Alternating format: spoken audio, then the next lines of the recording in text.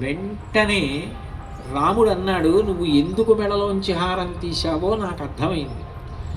నీ సౌభాగ్యమునకు, నీ మంగళమునకు, నీ సుఖమునకు ఇవాళ మన ఇద్దరం కలిసి ఇలా సంతోషంగా ఉండడానికి కారణమైన వాడెవరో వాడికి ప్రత్యేకంగా నువ్వు బహుమానం చెయ్యాలని అనుకుంటున్నావు, కాబట్టి అటువంటి వాడికి అది అన్నాడు. ఆమె ఎందుకు హారం పట్టుకుందో రాముడు పసిగట్టాడు.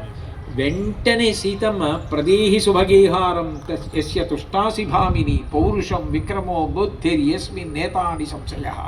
పౌరుషము, బుద్ధి, విక్రమము సీతారాములు కలపడానికి కారణమైనటువంటి స్వామి హనుమకి ఆ ముత్యాలహారం ఇచ్చింది. వెంటనే కళ్ళకత్తుకుని హనుమ ముత్యాలహారం మెళ్ళో వేసుకున్నారంటే అంతర్జాతిమపి వ్యక్తమాఖ్యాతి హృదయం హృదా.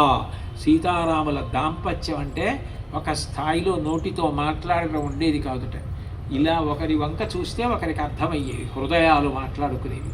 అది దాంపత్యం అంటే, అలా పండడం దాంపత్యం. కాబట్టి సీతారామ దాంపత్యం అంత గొప్పదని, సీతారామ కళ్యాణం ఇంత గొప్పదని, సీతారామ కళ్యాణమే రామావతార ప్రయోజనానికి పునాది అని, గురువుల వైభవం, ధర్మం ఇన్నిటిని కలిపి మహర్షి అంత అందంగా వాల్మీకి రామాయణంలో రచన చేశారు. మీకు వెనక ఇంకా ఎన్నో కార్యక్రమాలు ఉన్నాయి కాబట్టి నేను ఇక్కడతో సీతారామ కళ్యాణం పూర్తి చేస్తూ, రేపు ఏ సమయానికి అని నిర్వాహకులు ప్రకటిస్తే ఆ సమయం